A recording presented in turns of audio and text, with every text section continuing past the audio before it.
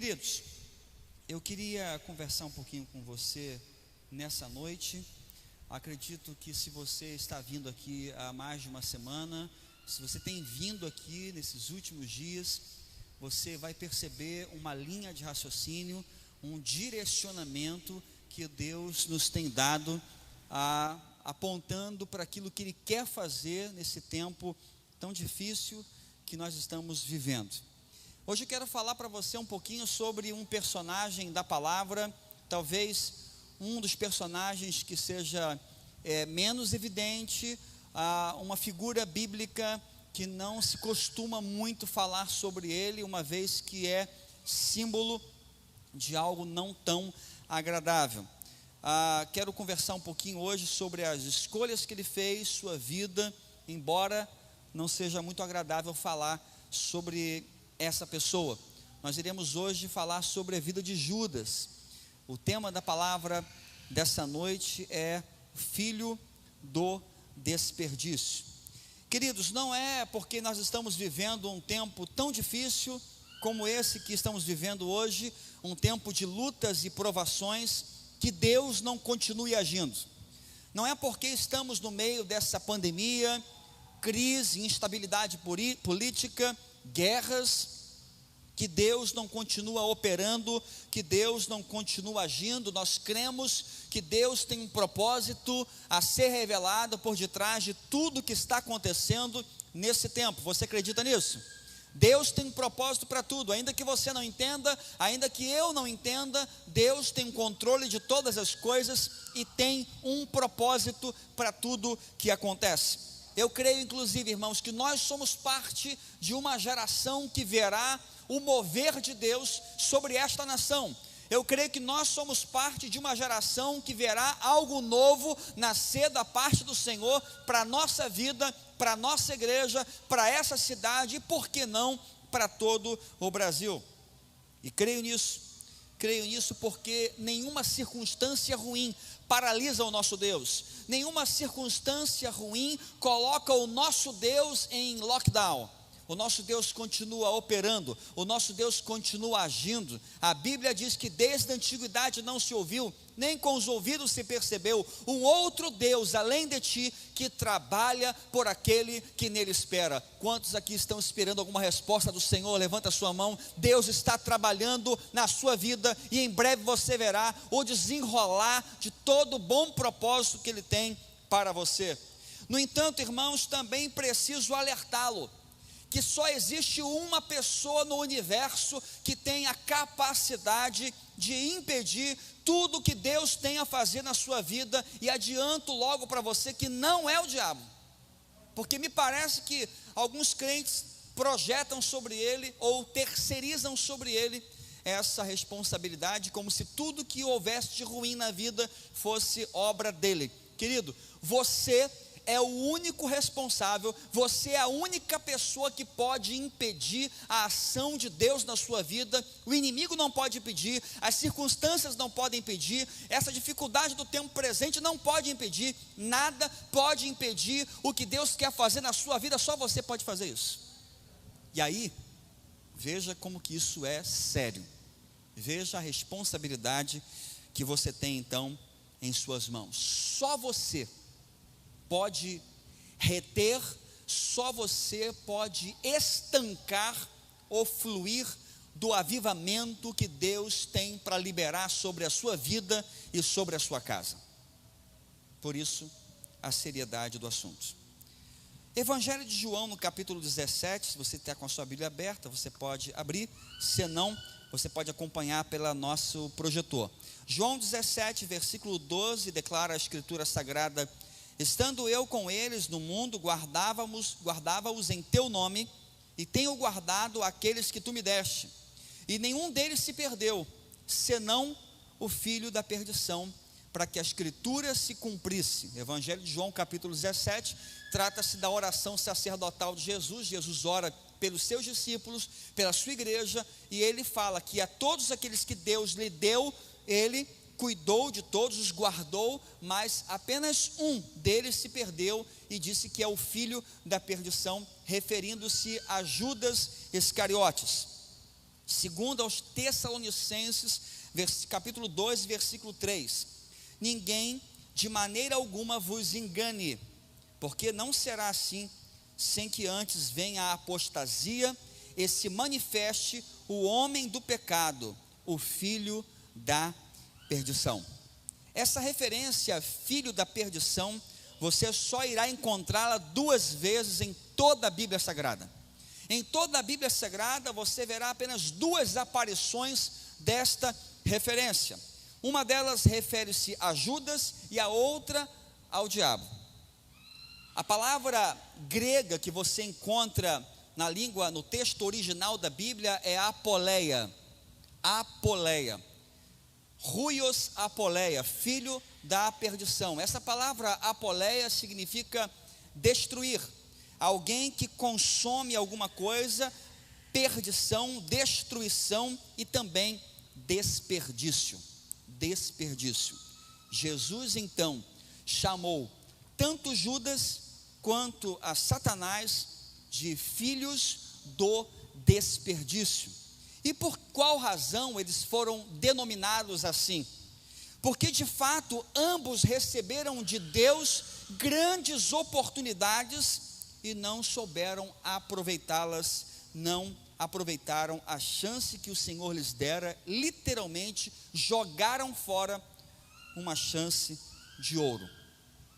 Para aqueles que não conhecem a palavra, a Bíblia fala que Lúcifer, que depois virou o diabo, era um anjo de Deus, era um anjo que estava no céu, revestido de glória, investido de uma autoridade muito grande.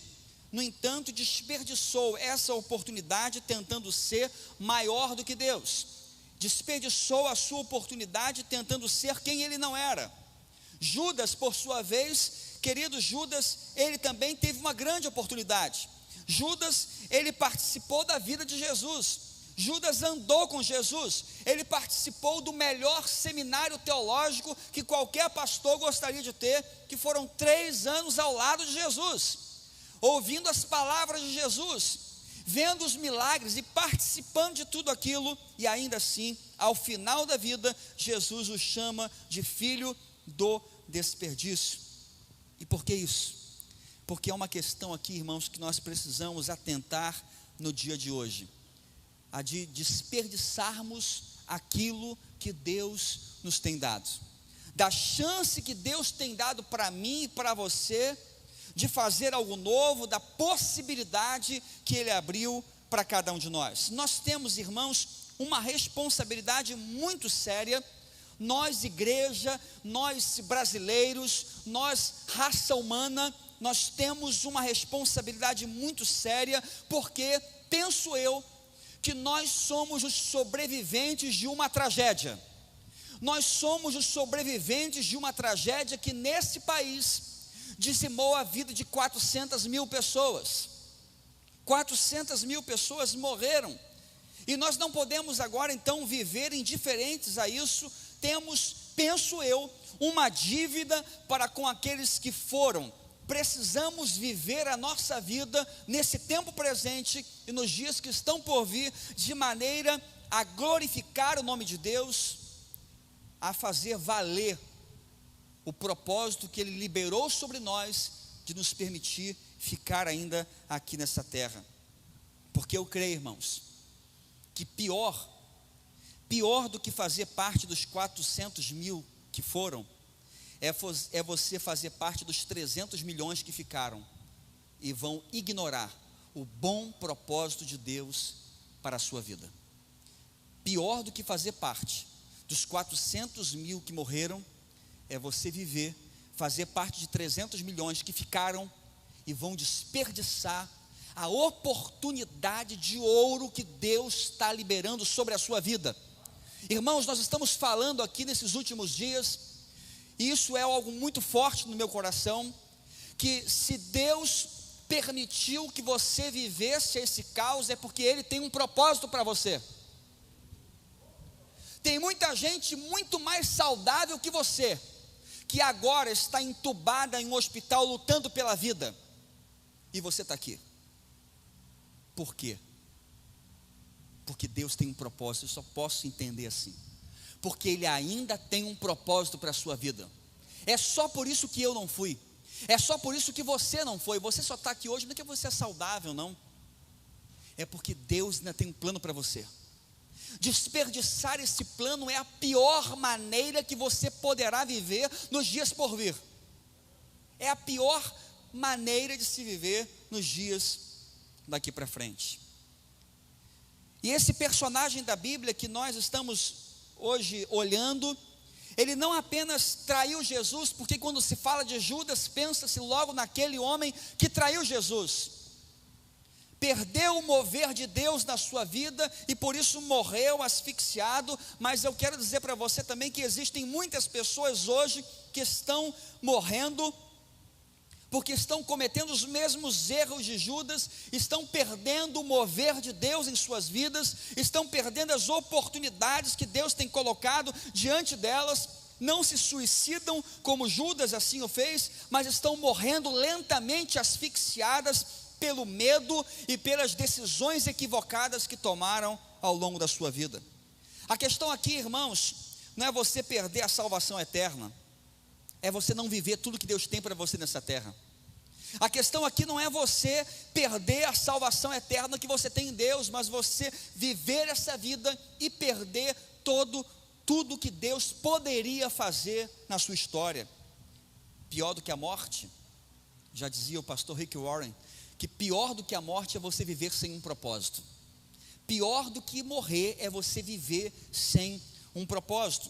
Pior do que a morte é você não viver tudo que Deus tem para você aqui. E tem gente, irmãos, dentro da igreja, tem gente que é salvo, tem gente que vai para o céu, está tudo certinho, mas o problema é que estão vivendo nessa terra sem buscar tudo aquilo que Deus tem para eles. Existem pessoas que estão com seus nomes já carimbados no livro da vida, está tudo certo, mas não estão vivendo tudo que Deus tem. Querido e amado irmão, Deus tem muito mais para fazer na sua vida. Minha irmã, Deus tem muito mais para fazer na sua história. A sua história ainda não acabou. Deus tem muito para fazer. É claro que nós vamos para o céu, mas enquanto você não vai, Deus tem um propósito para você aqui. Deus tem um plano eterno para você, porque pior do que a morte é você viver sem um propósito. E a questão é que só você, só eu, podemos bloquear o propósito de Deus em nossas vidas. O diabo não tem esse poder, e com as nossas decisões diárias, nós fazemos isso. E eu queria com você hoje pensar um pouquinho sobre esse tema, sobre esse assunto. O que nós precisamos fazer, irmãos, para evitar, para não perder o mover de Deus na nossa vida, e não terminar assim como Judas, asfixiado, longe do Senhor, sendo denominado como filho do desperdício? Primeiro, pare de quebrar princípios espirituais. Pare de quebrar princípios espirituais. Atente que Judas, ele não caiu da noite para o dia. Ele não simplesmente foi um dia e decidiu, vou trair Jesus, e foi lá e fez. Isso foi aos poucos, ele foi caindo, ele foi quebrando princípios espirituais na sua vida que o sustentavam. E quando você assim o faz, você quebra princípios espirituais hoje, isso vai quebrando a sua vida, isso vai desestruturando você. Se você quer viver, meu irmão, minha irmã, todo o mover que Deus tem para a sua vida, todo o propósito eterno que Deus já preparou para você, você não pode viver quebrando princípios espirituais. Mateus 26, 23 declara, afirmou Jesus: aquele que comeu comigo no mesmo prato há de me trair. Marcos 14, 45 diz, dirigindo-se imediatamente a Jesus, Judas disse, mestre, e o beijou. Atente que o princípio espiritual trata-se de uma verdade, de um valor do reino de Deus, que é fundamentado em várias partes da Bíblia. Então trata-se de uma verdade espiritual que é amplamente fundamentada na palavra. Por exemplo, esses dois textos que eu li aqui mostram que Judas, Jesus disse, olha, aquele que come comigo do mesmo prato, aquele que está próximo de mim, aquele que desfruta da minha intimidade, é esse que vai me trair. E disse lá na frente, em Marcos 14, que ele foi lá e beijou Jesus. você não beija um desconhecido, é alguém que você tem intimidade. Judas violou aqui um princípio espiritual poderoso, chamado princípio da honra. Ele não honrou Jesus da maneira como deveria. E esse princípio espiritual, irmão, é tão importante na nossa vida, que a Bíblia chega a afirmar para nós que o nível de bênção que você terá na sua vida é determinado pela maneira como você honra a Deus. A maneira como você honra a Deus vai determinar se você será grandemente abençoado ou não. Um outro princípio da palavra, Mateus capítulo 18, versículo 20, muito próprio para esse momento, diz a palavra que onde se reunirem 2 ou 3 em meu nome, o que disse Jesus? Ali eu estou presente. É o princípio da presença, é o princípio do nosso temor à presença de Deus. Quantos creem nessa promessa do Senhor? Diz a Escritura Sagrada que onde houver 2 ou 3 reunidos em nome do Senhor, o Senhor estaria presente. Veja a preciosidade desse texto, porque o Senhor nos diz que Ele estaria presente. Ele não disse assim: olha, onde tiver 2 ou 3 em meu nome, eu vou mandar um anjo lá, para dar uma moral na reunião. Não, Ele não disse isso. Ele falou: eu vou estar lá. Querido, atente para essa verdade, o Senhor está nesse lugar nessa noite. Ele está aqui. Ele não vai mandar um emissário, Ele não vai mandar um anjo, Ele está presente nesse lugar, porque você veio aqui hoje buscando ao Senhor, amém? Glória a Deus. É bom quando vocês respondem assim. Eu gosto, irmãos. O pastor fala amém, o povo fala amém. É interativo, é bacana. É isso que a gente sente falta na escola bíblica, né, Elinho? Quando tinha só aula lá no online, né? Como que faz falta essa interação, essa participação? Isso é muito bom. Isso é maravilhoso, irmão, saber que a presença de Deus está entre nós. No entanto, eu quero alertar para você uma verdade, preste atenção. Saber dessa verdade, isso é uma bênção e um perigo. É uma bênção pelo que você sabe já, claro. Vim para cá hoje saber que você não veio buscar a palavra de um homem ou o louvor, você veio buscar Jesus, Ele está presente nesse lugar, é algo maravilhoso. Qual o perigo? O perigo é de você tratar isso de qualquer maneira. O perigo é de você não dar o devido valor a isso. O perigo é você olhar para isso e se acostumar com isso e tratar isso de qualquer maneira, como se fosse qualquer coisa, e tornar isso algo irreverente, não honrando a presença de Jesus neste lugar. Irmãos, atente que Judas foi quebrando princípios da palavra. Isso não acontece apenas quando nós pecamos, mas quando nós manipulamos a verdade para ajustar-se àquilo que nós queremos. Quando nós ouvimos a palavra, entendemos a palavra e não estamos dispostos a obedecer a palavra e optamos em manobrar a Bíblia, manobrar aquilo que foi pregado para aquilo que nos agrada e aquilo que nos confronta menos. Querido, atente para essa verdade que eu vou falar. Tem muita coisa na Bíblia, eu confesso para você, tem muita coisa na Bíblia que eu preferia que não tivesse. Se eu pudesse escolher, eu leio lá. Gente, é fácil amar o próximo como a nós mesmos, sejam francos. É fácil amar o próximo como a nós mesmos. Se o seu próximo for um vascaíno doente, é fácil amar um vascaíno, irmão? Amém? Está repreendido, irmão, que isso? Não fala amém no negócio desse não. Vocês não estão entendendo a pregação, gente? Como que é difícil amar alguém assim? Que fica lá esperando uma oportunidade, espera 5 anos para ganhar. Quando ganha, liga para o pastor. Nunca liga para mim, mas quando ganha, liga. Vou bloquear você no WhatsApp. Como é difícil amar as pessoas. Mas está na Bíblia. Se está na Bíblia, não interessa se eu gosto ou não gosto. Tem muita coisa da Bíblia que eu não gosto, porque não é fácil de fazer, não é fácil de obedecer. Eu preciso apenas obedecer. Não é para gostar, é para obedecer. Como é difícil isso, gente. Judas foi ingrato. Judas traiu Jesus. Talvez você pense assim: pastor, eu nunca serei igual a Judas. Está repreendido, nunca farei isso, nunca vou trair. Mas atente que a ingratidão e a traição são irmãs, elas são do mesmo DNA. Traição e ingratidão. Todo ingrato é potencialmente um candidato a traidor, porque a ingratidão é uma traição silenciosa. A ingratidão é uma traição silenciosa. Você não faz abertamente, mas com o seu coração, com pequenas atitudes de ingratidão a Deus, a que Ele tem feito na tua vida, você vai mostrando o que de fato passa dentro de você. Querido, se você não deseja estancar o mover de Deus na sua vida, você precisa parar de quebrar princípios espirituais e bíblicos que Deus colocou na palavra para abençoar você, para proteger você. Não trata-se de uma sugestão, é uma ordem de Deus. Nós temos comentado muito aqui sobre a questão de ansiedade, não é verdade? Como tem gente ansiosa. Muita gente acha que esse tema de ansiedade foi dito só no Novo Testamento. Só Jesus que falou sobre a ansiedade. Mas a verdade é que Deus já trata do seu povo em relação à ansiedade há muito tempo atrás. Há milhares de anos atrás, Deus já começou a tratar o povo sobre a questão da ansiedade. Lembra daquele episódio quando o Senhor tira o povo de Israel do Egito, do cativeiro do Egito, leva para o deserto? Deus tira do meio daquela prisão que eles viviam, e Deus vai ensinar aquele povo a não viver mais ansioso. Deus manda o maná do céu, o pão do céu. Estavam com fome, Deus os alimentou e lhes dá uma ordem. Preste atenção na ordem. A ordem foi a seguinte: olha, recolham o maná somente para hoje, não guarde para amanhã, porque amanhã o Senhor proverá. Amanhã o Senhor proverá. Eu vou mandar o pão para vocês. Ele estava dando aqui ao povo o antídoto contra a ansiedade. Aprenda a viver um dia de cada vez.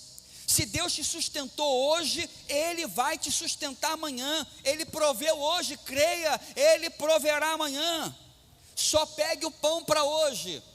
Mas no meio do povo tinha sempre um esperto, um especulador, e eles pegaram e pensaram consigo assim: quem sabe, né? Ó, e se Deus não vier? E se eu não mandar o pão? E se faltar para todo mundo? É melhor te dar uma reserva. Vamos guardar um cada aqui. Vamos guardar. Se Deus falhar, a gente já tem aqui uma reserva, né? A Bíblia fala que no dia seguinte o pão amanheceu o quê? Todo estragado. Porque a provisão é diária. O sustento é diário. Irmãos, a Bíblia, ela é um livro de princípios de Deus para que você viva melhor nessa terra. Para que você passe por essa terra usufruindo de tudo que Deus tem para a sua vida. Presta atenção nisso, porque quando você quebra princípios espirituais da palavra, você vai estagnando a sua vida, e o agir de Deus não consegue chegar até você, porque é justamente aqui, irmãos, que é o ponto de inflexão para a nossa vida, é quando você obedece. O que vai fazer a diferença na sua vida é o nível da sua obediência. O que vai revelar a qualidade da sua fé é o quão determinado você é em obedecer. A maneira como você obedece aos princípios da palavra determina muito sobre a sua fé. A velocidade que você tem na sua vida não é a velocidade da sua fé, mas da sua obediência. Porque às vezes nós obedecemos e nós não entendemos, mas ainda assim obedecemos. Ainda assim nós cremos na palavra.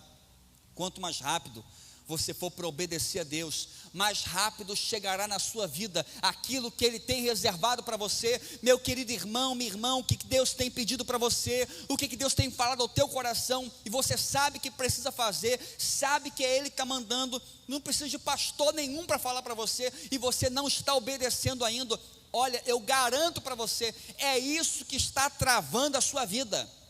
A sua vida não está avançando porque você está resistente em obedecer.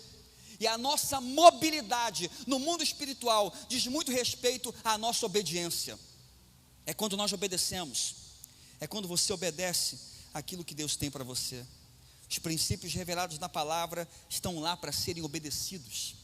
Não tente ir contra princípios espirituais, porque eles são tão fundamentados, que você vai se quebrar. É você que vai perder.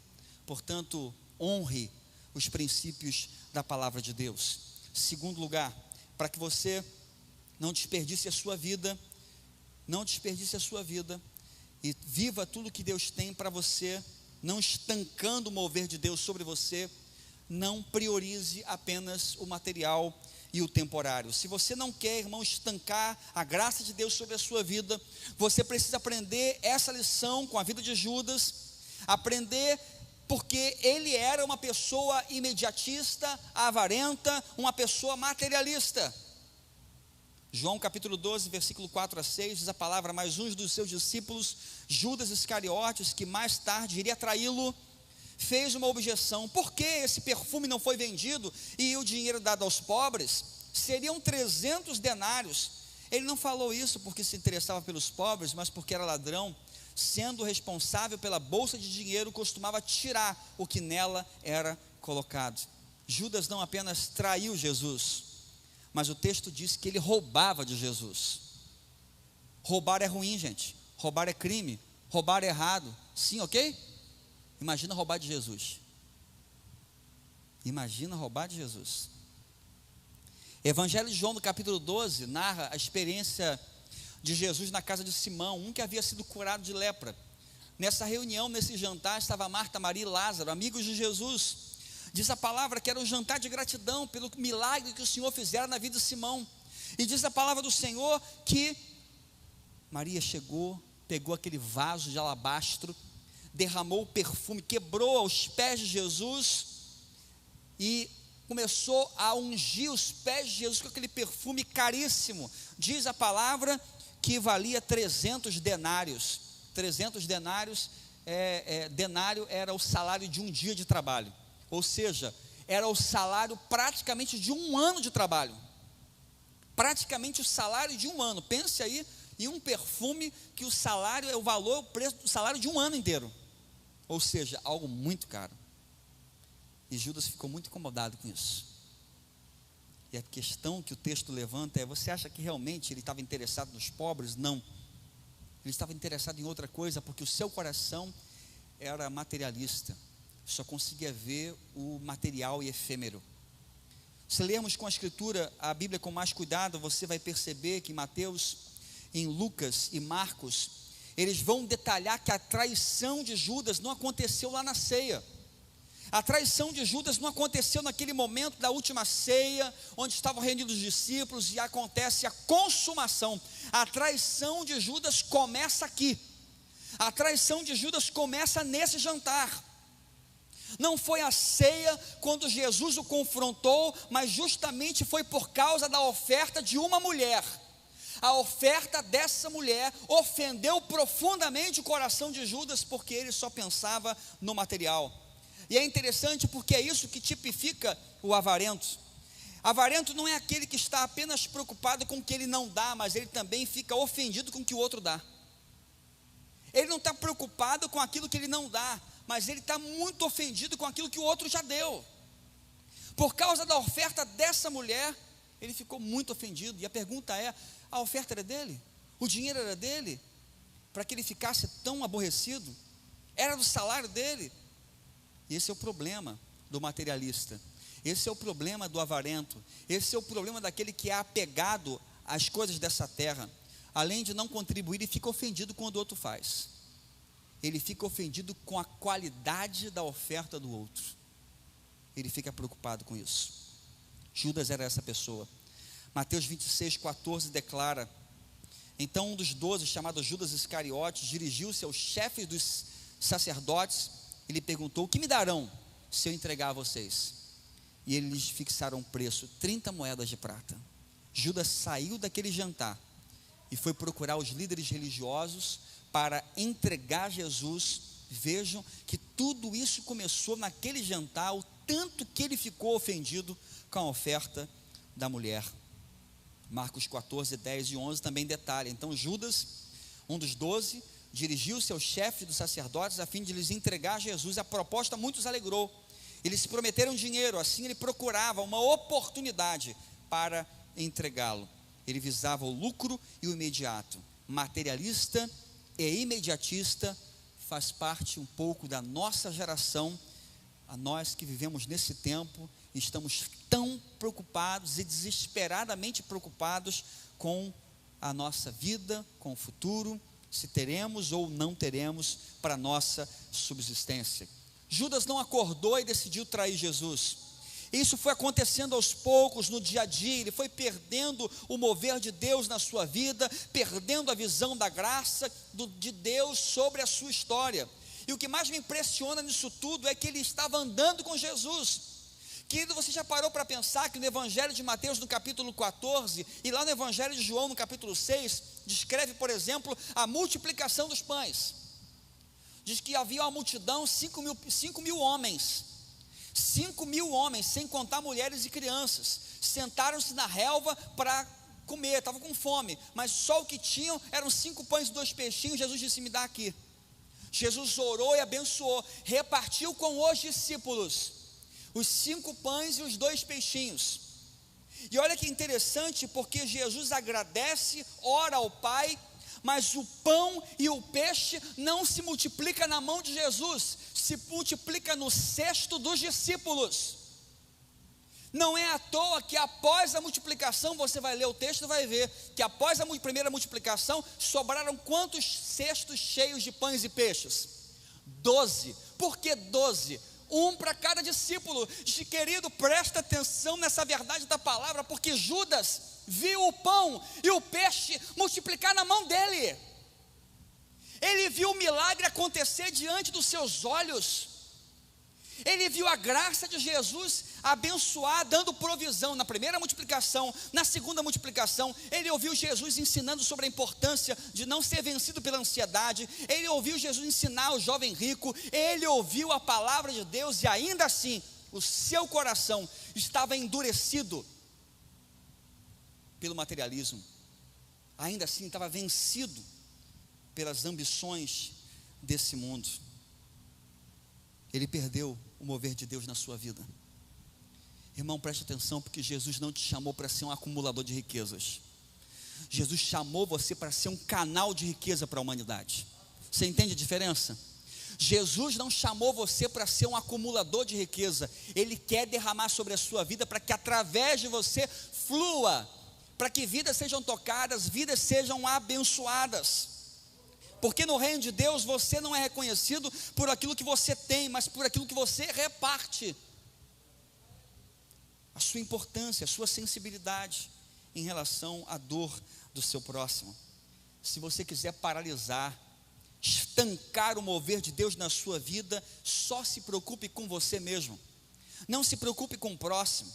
Mas se você quer ver o mover de Deus na sua vida, na sua história, querido, não perca o propósito de Deus. E não perder o propósito de Deus para essa geração. Não quebre esse princípio da Bíblia, que é o princípio da generosidade.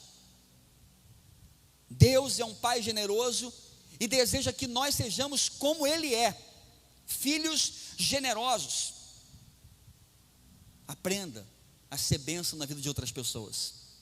Viva os dias que estão por vir, olhando um pouco mais para o lado, servindo um pouco mais as pessoas. Essa semana aconteceu uma coisa muito interessante. Eu fui com Raquel e Xande no mercado, no centro, fazer compra. Quando voltamos com o carrinho das nossas compras, uma pessoa chegou perto da gente e vendendo uma paçoca, vendendo uma caixinha de paçoca, vendendo, assim: olha, eu estou aqui vendendo essa paçoquinha para poder comprar o meu almoço. Quero almoçar, e era próximo da hora do almoço, e aqui vende uma quentinha, e eu queria vender esse aqui, me dá uma oferta, o que você quiser me dar.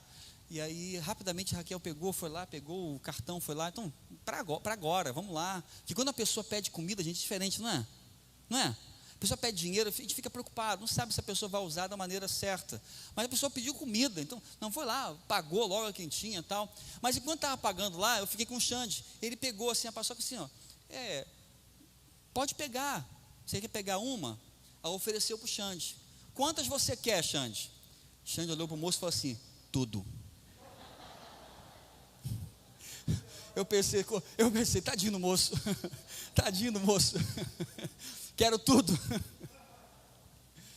Às vezes a gente é assim. Criança é assim, gente, não é? Criança é assim. Ele gosta de paçoca, eu quero tudo. Me dá tudo. Tadinho do moço. Ele não vai conseguir vender mais nada depois do resto do dia, né? Isso é garantir o almoço mesmo. Mas às vezes nós somos assim, irmãos. A gente quer tudo. A gente quer tudo para a gente. E não olha para o lado. Aprenda a repartir. Aprenda a repartir. Aprenda com o seu pai. Terceiro, invista nas disciplinas espirituais. Invista nas suas disciplinas espirituais.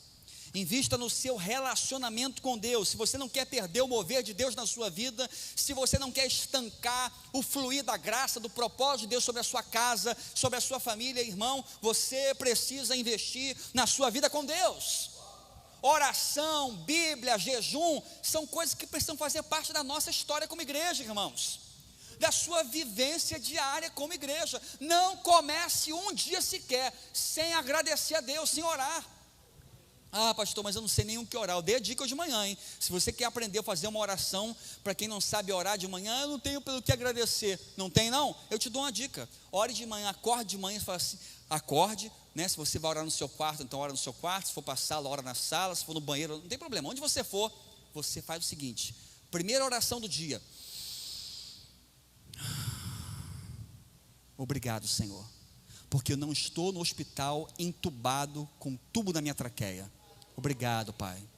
Um motivo para você agradecer a Deus, porque podia ser você. Você poderia ter acordado no dia de hoje no hospital, numa UTI, entubado, mas você está bem. Não tem pelo que agradecer? Agradeça por isso. Mas comece o seu dia orando. Comece o seu dia buscando a palavra de Deus. Invista nas suas disciplinas espirituais. As disciplinas espirituais são aquelas que vão fortalecer você. Querido irmão, preste atenção no que eu vou falar para você, porque é muito importante. Não é vir no culto de domingo à noite que vai fortalecer a sua vida espiritual de segunda a sábado. Que isso, pastor? Assim você pode afastar as pessoas. Irmão, eu estou aqui para falar a verdade. Você precisa buscar a Deus na sua casa. O seu dia a dia tem que ter espaço para você investir nas suas disciplinas espirituais. Evangelho de João capítulo 13, versículo 2.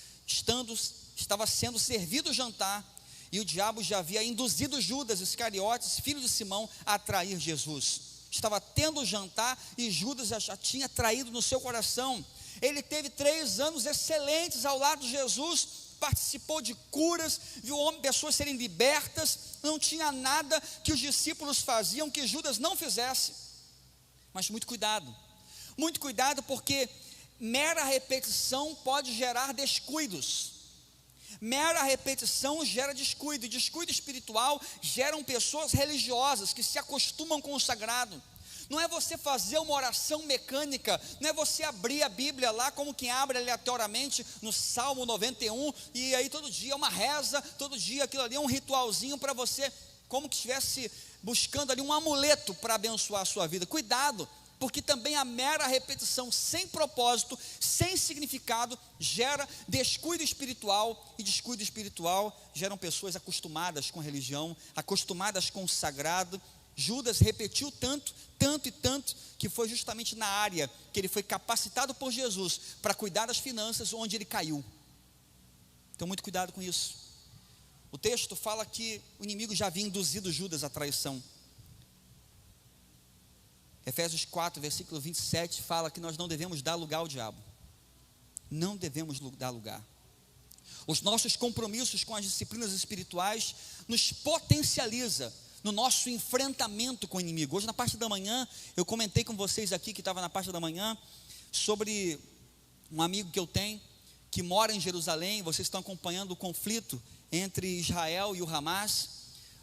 E ele fala que esse conflito, ele falou no vídeo que esse conflito ele é potencializado.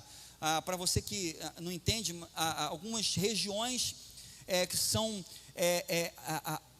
colônias de Israel, eles vão entrando no seu território. Já falei a estratégia na mensagem passada, como que eles fazem para avançar no seu território, para poder aumentar suas fronteiras, e eles colocam lá colônias chamadas kibbutz, que são cidades fortificadas. E os que moram nessas colônias, são chamados de colônias. Ele diz o seguinte: olha, o problema desse conflito, ele é potencializado. Por quê? Porque os colonos de Israel, eles andam armados até os dentes. E ele falou que é uma coisa curiosa. A pessoa chega de manhã, dá bom dia para a esposa, fala: bom dia, querida, vou ali levar os cabritinhos para pastar aqui no lado aqui de casa, tá? Ele vai só levar o cabritinho para pastar do lado de fora. Ele pega seu fuzil, coloca aqui na frente, carreira de pente para poder recarregar, granada, colete, e vai. Vamos, bichinho, vamos lá. Vem, bichinho, vem. Amor, vou ali comprar um pãozinho na padaria. Tá bom, querido, já pegou o seu fuzil? Não, amor, esqueci. Vê se está carregado, hein? Eles não saem de casa sem ter certeza que estão preparados para uma guerra iminente. É claro que isso potencializa o conflito. Não vamos entrar no mérito político do assunto. Eu quero pegar isso como uma ilustração sobre a importância que você também precisa andar armado. Quem está me entendendo aqui, gente? Aí, pastor, esse pastor do meu, hein? Esse pastor falou que a gente tem que andar armado. Preste atenção no que eu estou falando, irmão. Eu estou falando sobre as armas espirituais para você combater o bom combate. Tem muito crente que está andando desarmado e está querendo lutar contra o leão que vem para roubar, matar e destruir. Você não vai vencer essa batalha de outra maneira, senão se armando espiritualmente com a palavra, com a oração, com o jejum, com a consagração, com o compromisso com Deus. O diabo não brinca de ser diabo não, irmão. Mas tem crente que está brincando de ser crente, que está levando a brincadeira. Ande armado. Você precisa estar vigilante a todo tempo, a toda hora. Invista nas suas disciplinas espirituais, porque senão você vai perder o propósito de Deus. Quarto, jamais abandone a comunhão da família espiritual. João capítulo 13, versículo 30 declara: assim que comeu o pão, Judas saiu, no meio da reunião, e era noite. Ele abandona o seu grupo pequeno, ele abandona a sua igreja, no meio do caminho. Era a última ceia com Jesus, gente. Era a última ceia, Jesus falou que era a última ceia. E ainda assim, ele sai no meio da reunião. Muito cuidado com aqueles que saem no meio da reunião. Muito cuidado. Muito cuidado com aquele que abandona a sua família espiritual. Uma pessoa que abandona a sua família espiritual está se preparando para um suicídio espiritual. Quem abandona a sua família espiritual está se preparando para um suicídio espiritual. Judas estava no lugar certo, estava no único lugar que poderia receber o perdão e uma vida transformada, mas ele olhou para Jesus e para os seus 11 irmãos e não os tratou da maneira como deveria tratar. Todos nós precisamos de uma família espiritual. Você precisa de uma família espiritual e eu também preciso, porque é na família espiritual que nós somos confrontados, é na família espiritual que nós crescemos, porque nos relacionamos com pessoas que podem ser bênção de Deus em nossa vida. Ainda que distantes, irmãos, por causa dessa pandemia, nunca fique longe da sua família espiritual. Culto online é bênção, amém ou não amém? Culto online é bom, irmão? É bênção, claro que é. Foi uma saída para muitas pessoas que não podem estar conosco hoje. Existem pessoas que não podem estar aqui, irmãos, mas estão acompanhando agora ao vivo nas suas casas. Mas preste atenção, porque o virtual não substitui o presencial. Preste atenção que isso é temporário, isso é transitório. Isso é uma medida emergencial para conter algo muito sério.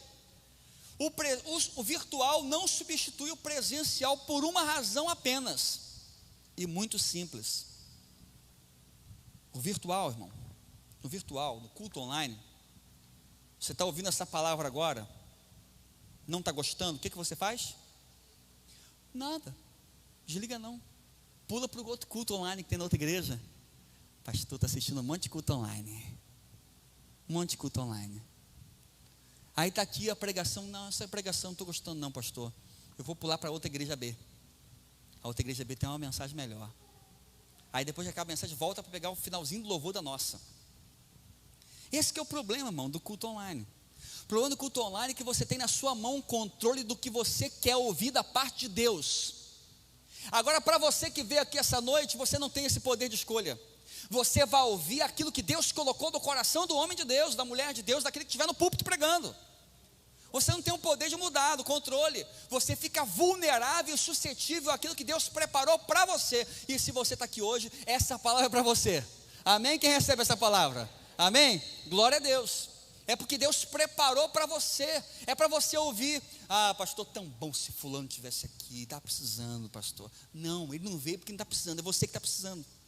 É você que precisa ouvir essa palavra. É para você esse recado de Deus. Querido, no presencial nós não temos essa escolha de mudança. Hebreus capítulo 10, versículo 25 diz: não deixemos de reunirmos como igreja, segundo o costume de alguns, mas encorajemo-nos uns aos outros, ainda mais quando vocês veem que se aproxima o dia. Há 2000 anos atrás, já haviam pessoas que se achavam tão suficientes, que não precisavam da igreja, e o apóstolo declara: olha, vocês precisam estar reunidos, vocês precisam estar juntos, especialmente quando vocês percebem que está se aproximando o dia dia aqui é uma referência à volta de Jesus. Quanto mais você percebe que está chegando perto da volta, ainda mais a importância de estar unido, de estar reunido, de estar junto no mesmo propósito. Judas saiu da sua família espiritual, foi procurar consolo e cura em outro lugar, e você sabe muito bem o final da história dele. Querido, se você está aqui hoje, a sua única motivação precisa ser: eu vim para buscar ao Senhor. Eu vim para buscar o Senhor. Eu vejo muita gente falar assim: pastor, eu estou saindo da igreja por causa de fulano. Se você está saindo da igreja por causa de pessoas, você talvez nunca tenha entrado nela por causa de Jesus. Amém?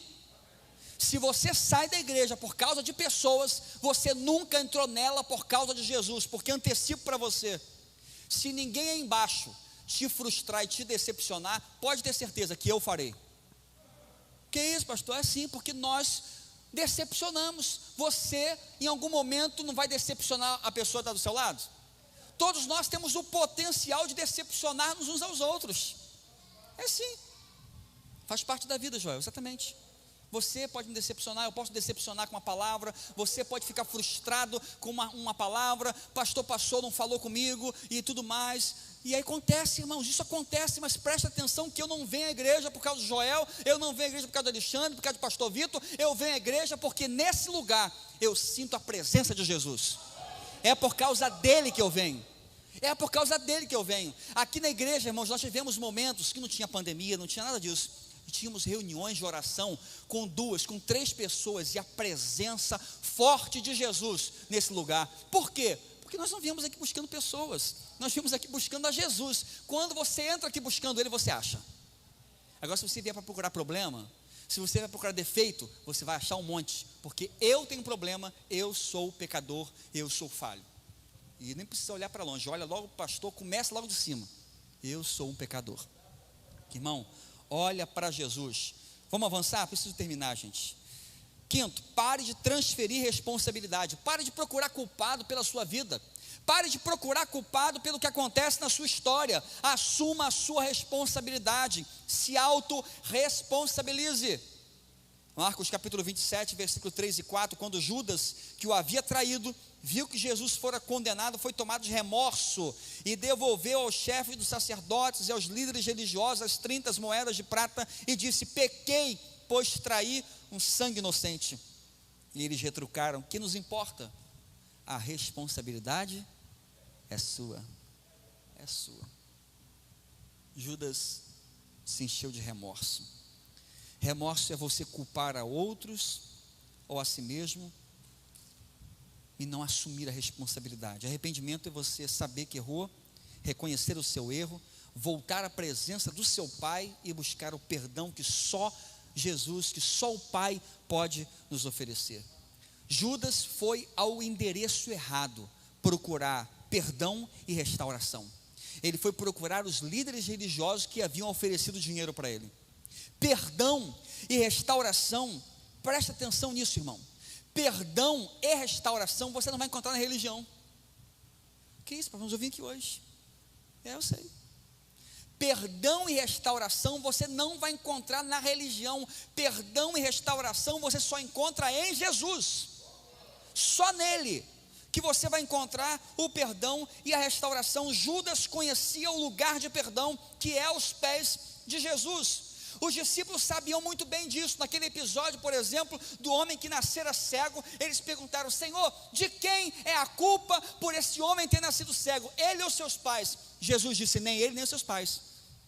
Pare de procurar culpado. O que está acontecendo com ele é para a manifestação da glória de Deus. Para de procurar culpado. Para de procurar isso. Só existe um lugar de cura e restauração, e esse lugar não é uma igreja, não é uma denominação, esse lugar é aos pés de Cristo. Presta atenção, meu irmão, porque a sua cura, a restauração para a sua vida não está em outra pessoa, não está em um novo relacionamento, não está no marido, na esposa, não está numa casa melhor, num carro melhor. A cura, a restauração, a paz, a alegria, a vida, o perdão é uma pessoa, e você conhece muito bem qual é o nome dele. Qual é o nome dele, igreja? É Jesus. Só nele você vai encontrar isso. para de projetar sobre o outro. Ah, pastor, eu sou tão triste porque a minha esposa. Para com isso, meu irmão. A sua esposa não tem essa responsabilidade. Satisfação, alegria interior, só Jesus pode nos dar. Não coloque sobre o outro um fardo tão pesado. A culpa é do outro, pastor, estou assim feliz por causa do outro. Não. Você está infeliz porque você não procurou o perdão no lugar certo ainda. Porque se você procurar aos pés da cruz, você vai descobrir a vida em abundância que Deus tem para você. Tem muita gente batendo na porta errada, gente. Tem muita gente sofrendo hoje, porque está batendo na porta errada, procurando cura, perdão em pessoas, em circunstâncias, e não procuram no Senhor. Para terminar, busque sabedoria para tomar as suas decisões. Mateus capítulo 27, versículo 5, declara: então Judas jogou o dinheiro dentro do templo, saindo foi e enforcou-se. Depois de ter se deparado, se confrontado com aquilo, ele, por precipitação, por impulso, tomou uma decisão péssima para a sua vida. Irmão, minha irmã, preste atenção nessa chave espiritual muito importante para a sua vida, que pode te abençoar muito. Nunca tome decisões em momentos de grande tristeza da sua vida, e nem em momentos de grande alegria. Não tome decisões sérias para a sua vida em momentos de profunda tristeza e nem em momentos de grande alegria. Judas tomou uma decisão no momento de grande tristeza. Ele foi tomado de remorso: eu traí Jesus, eu traí o Filho de Deus. Tomou uma péssima decisão, consequência, morte. Mas a Bíblia também relata a história de um homem que tomou uma decisão em um momento de grande alegria. O nome dele era Abraão. O seu filho Isaque estava sendo desmamado. Ele fez uma festa, uma festança, churrascada, todo mundo muito feliz, todo mundo muito alegre. Sara, a sua esposa, veio no ouvido de Abraão e falou assim: Abraão, aquela outra mulher sua lá, ó, antes de chegar o filho da promessa, Agar, e o filho dela, Ismael, estão rindo do nosso filhinho Isaque. Pega essa mulher e despede ela, manda ela embora daqui. E Abraão estava tão feliz, tão cheio de festa no seu coração, que ele ouviu e tomou uma decisão precipitada em um momento de grande alegria. Ele ouviu esse conselho, pegou Agar, seu filho Ismael, deu um prato de comida, uma quentinha, uma garrafa de água e falou: vai embora para o deserto. Irmãos, hoje uma guerra está instaurada no mundo por causa da decisão precipitada de Abraão. Os filhos de Ismael geraram as 12 nações árabes. Os filhos de Isaque, a nação de Israel. Eles lutam e brigam até hoje, por causa da decisão precipitada. Muito cuidado com as decisões que você vai tomar daqui para frente. Ah, pastor, hoje eu saí daqui da igreja, estou tão feliz, tão cheio do Espírito Santo, que eu estou tomando uma decisão, e eu vou fazer. Calma, meu irmão, ora, coloca o joelhinho no chão, deixa, sabe, acalma, pensa bem, ora bem. Cuidado com a precipitação. Cuidado com a precipitação. Judas se esquece do perdão que Jesus ofereceu para tantas pessoas. Judas viu tantas vezes Jesus estender a mão e liberar perdão às pessoas. Poderia ter sido a sua vida, poderia ter sido a sua história. Jesus poderia ter perdoado Judas o seu pecado, ter abraçado, acolhido ele. Jesus, ele poderia dar um novo recomeço para a história de Judas, mas não, ele não procurou, e por isso morreu asfixiado em um lugar onde ele poderia prosperar abundantemente. Irmão, preste atenção na maneira como você está caminhando, porque muito mais importante do que como você começou é como você termina. A Bíblia fala em 2 Timóteo 4,7: combati o bom combate, terminei a corrida, guardei a fé. Eclesiastes capítulo 7, versículo 8 declara: o fim das coisas é melhor do que o seu início. O importante não é como você começou, mas é como você vai terminar. Eu não sei como você entrou nessa pandemia, e na verdade nem importa mais. O importante é como você vai terminar essa história. E é sobre isso que o Senhor quer tratar com você hoje. Como você vai terminar a sua história? Judas teve 3 anos excelentes na sua vida, de milagre, de ministrações poderosas de Jesus, mas ninguém lembra dele por causa dos 3 anos. Lembra dele por causa de uma decisão e da maneira como ele terminou. A maneira como ele terminou. Porque o importante não é como você começa, mas como você termina. O nome de Judas é um nome que tem algo ruim. É verdade, gente? Não é verdade? Você conhece alguma gestante, uma mulher gestante? Barrigão. Qual é o nome do bebê? Judas Iscariotes. Sonho botar o nome. Judas Iscariotes. Você conhece, gente? Eu não conheço, perdão. Claro, deve ter pessoas com o nome de Judas, não tem problema. Mas eu nunca vi uma pessoa falar assim, meu nome, inspirado na Bíblia, inclusive o nome da Bíblia, né? Meu filho tem um nome bíblico. Qual o nome? Judas Iscariotes. Não tem, gente. Agora você vê uma pessoa colocar o nome de filho de quem? Maria. Aquela mulher maravilhosa, mãe de Jesus. Não houve uma mulher e nunca haverá uma mulher como Maria.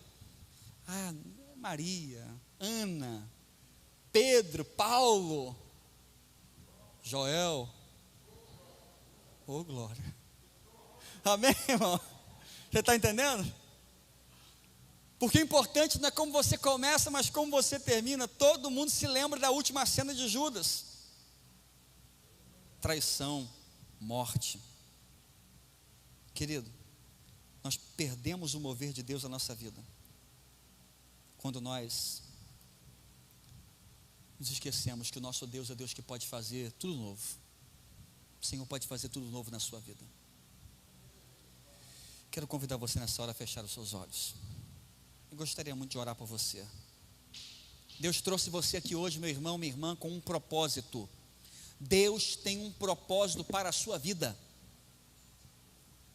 A pior coisa que você pode fazer é ter recebido esse presentão de Deus, que é a vida, em um cenário tão ruim,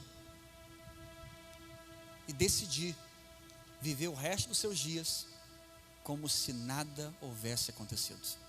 Pior coisa que você pode fazer. Você vai perder o propósito de Deus. Você vai perder o mover que Deus tem para você. Deus tem muito mais para fazer na sua história. Deus tem muito mais para fazer na sua vida. Pastor, mas a minha história é tão cheia de fracassos, a minha história está tão complicada. Talvez para mim o melhor seja terminar como Judas terminou. Em nome de Jesus, tira isso do seu coração. Em nome de Jesus, creia que há perdão e há restauração no lugar certo. Atende que o lugar certo não é esta igreja, não é esse pastor, é aos pés de Cristo. E Ele está aqui nessa noite porque Ele assim prometeu. Não importa como você tenha começado a sua vida, o importante é como você há de terminá-la. Quem sabe, meu querido irmão, minha irmã, os melhores dias da sua vida são esses que estão por vir. Quem sabe tudo o que aconteceu na sua história está levando você para esse momento, para uma tomada de decisão, para aceitar, acolher no teu coração aquilo que Deus quer para você. Esse é o momento que Deus tem preparado para você. Eu quero fazer nessa hora um convite para você que ouviu essa palavra, você que entendeu essa palavra e que hoje declara: Senhor, eu não quero perder o propósito que o Senhor tem para a minha vida. Eu quero viver os melhores dias da minha vida nesse tempo que nós temos pela frente. Enquanto nós louvamos ao Senhor, eu vou convidar você a se colocar de pé no seu lugar, a adorar a Deus. Não saia dessa atmosfera. Não se importa com o que está lá fora, não se importa um pouco, não se importa com a hora. Irmãos, Deus está nesse lugar hoje. Cura, libertação e transformação vai acontecer nessa casa. Então, irmão, esquece um pouquinho, se desliga um pouquinho, se desconecta só um pouquinho mais para adorar o Senhor. Dê a Ele o seu melhor, entregue a Ele, honre ao Senhor com o seu melhor. Vamos louvar o Senhor. E se essa palavra falou o teu coração, se coloca de pé no seu lugar, se você de fato quer isso.